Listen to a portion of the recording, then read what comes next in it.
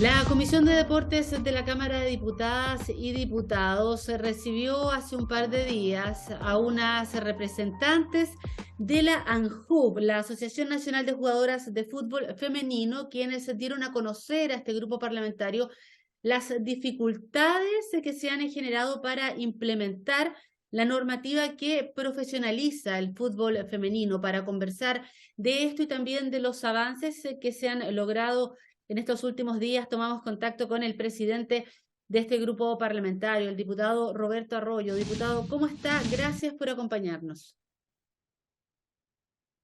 Hola Karen, buenas tardes. Un gusto de estar contigo, saludar y poder entregar esta información a quienes nos están recibiendo en este momento. Diputado, antes de avanzar un poco en lo que han sido los desafíos de esta implementación de la norma, conocer algo de lo que se denunció en la comisión, lo que hicieron estas dirigentes que entregaron bastantes observaciones en relación a lo que ha sido la implementación, la nula implementación, las dificultades que se han generado. Ellas se dieron a conocer varias experiencias negativas respecto a esta profesionalización del fútbol femenino. Sí, efectivamente fue muy importante recibir a la ANJUF, a la Asociación Nacional de Jugadoras de Fútbol Femenino, porque ellos nos dieron otra visión. Nosotros habíamos citado también anteriormente a la comisión en el sentido de que poder ir fiscalizando o hacer seguimiento a esta ley, la ley 21.436, que ya había sido promulgada como ley, ¿no es cierto? Y había salido desde la comisión y había sido aprobada para ver cómo iba el cumplimiento. Recibimos la encargada del fútbol femenino de la NFP, que nos entregaron un maravilloso detalle respecto al cumplimiento de esto. Incluso algunos clubes habían cumplido hasta en un 90%. Pero, como siempre en las matemáticas, usted sabe, te pueden decir 90%, pero 90% ¿de qué? Entonces ahora, cuando recibimos a la ANJU, nos entregan otra realidad. Más aún, es realidad y es verdad que este año, solamente este año, justo cuando entra en vigencia esta ley, la ANFP decide hacer un campeonato femenino mucho más corto y que parte en octubre.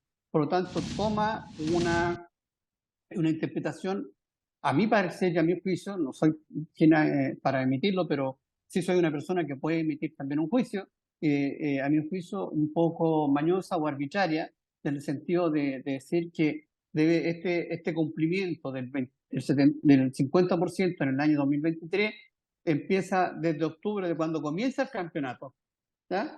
Y la ley establecía que era siempre desde el 2023, porque el 2023 comienza el 1 de enero. Por lo tanto, desde ahí debía dar cumplimiento a la inscripción del 50% de su plantel.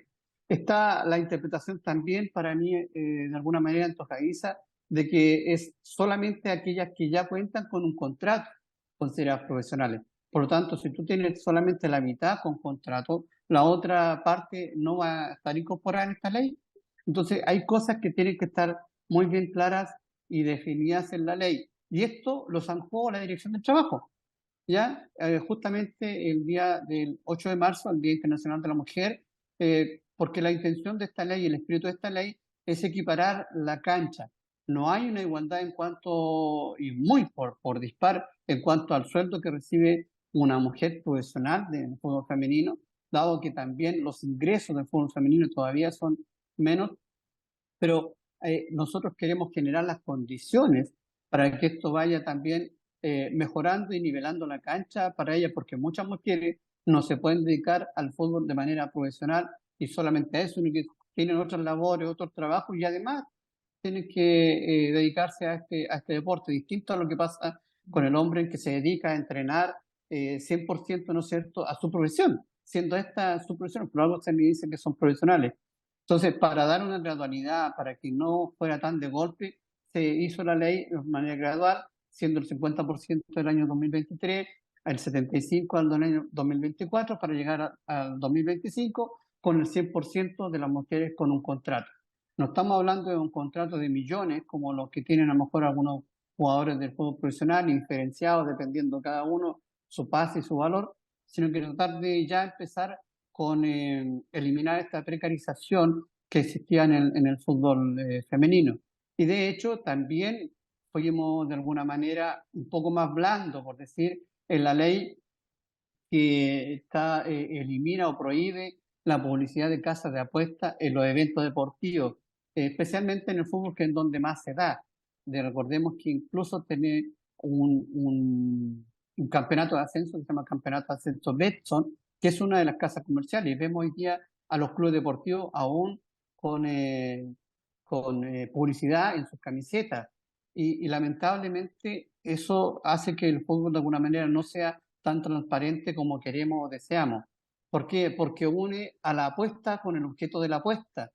¿Me entiendes? Entonces es muy fácil decir que a lo mejor hay posibilidades de que puedan amañarse partidos, lo que ocurrió en otras partes del mundo, y nosotros queremos que tengamos un fútbol y un deporte en general que sea lo más transparente posible y que no esté sujeto a este tipo de situaciones. Claro, diputado, importante la mención que hace usted en relación también a esa materia que se aborda también por parte de la Comisión de Deportes y también remarcar lo que usted ya señalaba en esta intervención, en esta primera parte de la conversación con respecto a esta medida que toma la Dirección del Trabajo para obligar a los clubes finalmente a regularizar los contratos del fútbol femenino. Las dirigentes mencionaban de alguna manera que pese a que se ejecuta esta ley, siguen manteniéndose, lo tengo anotado acá, los estereotipos, prejuicios y machismos estructurales en el fútbol. Es una situación bien compleja considerando los avances que ha ido teniendo también el fútbol femenino. Ellos hablaban de alguna manera de esta generación dorada, pero que no se veía traducida en esta situación, en estos beneficios hacia ella. ¿Qué le parece esto y estas observaciones que hacen las mismas dirigentes? Efectivamente, encontramos una diferencia entre el discurso de la encargada de la asociación de la NFP, ¿no es cierto?, encargada del fútbol femenino, con la declaración que daban ella, porque según la NFP, la mayoría de ellas en sus clubes estaban entrenando en sus estadios, digamos, ya en los estadios y no en un centro de entrenamiento, que fue muy dispar a los porcentajes que nos entregaron la dirigente de ANJU. Así es que se decidió también en la comisión citar a estos dirigentes de ANJU y la encargada para ver finalmente contrastar la información del uno con el otro, pero en una misma sesión, de manera tal de que podamos tener un informe que sea más uniforme, ¿me entiendes? Porque lo que uno dice no contrasta la realidad de lo que está diciendo la ANCUM con la NFP. Por lo tanto, queremos que se encaren de alguna manera y con la finalidad, digamos, de que se transparente qué es lo que se está haciendo para que esta nivelación de cancha pueda ser también efectiva en todo ámbito. Al menos en el tema de contratación, de tener gente contratada, que tengan sus leyes laborales, previsionales y de salud también garantizadas dentro de sus contratos. Y que también se elimine el tema de subcontrataciones y formas mañosas a veces que existen como para de traspasar la ley y el espíritu que esta ley misma tiene. Finalmente, diputado, para comenzar a despedirnos, consultarle, usted también ha adelantado un poco acerca de alguna gestión que estaba haciendo ahí la Comisión de Deportes, pero tengo entendido que también se presentaron varios oficios, más información, tener más antecedentes acerca de estas visiones tan dispares que tienen también, por un lado, los organismos que son los más importantes en este ámbito de fútbol femenino, y también esta visión que es tan diferente por parte de las dirigentes y de las jugadoras, que son las que viven el día a día, digamos, y que también se quejan de este impacto en la estabilidad laboral y la calidad deportiva, porque no es lo mismo para ellas, ¿no es cierto?, cuando estamos acostumbrados a ver lo que pasa en el fútbol masculino, que es otras dimensiones finalmente. ¿Qué otras medidas se adoptaron de parte de la Comisión, además de la ANFP, de que vengan ellos a entregar datos, sino que también quizás otros antecedentes, otros organismos que puedan asistir al grupo parlamentario?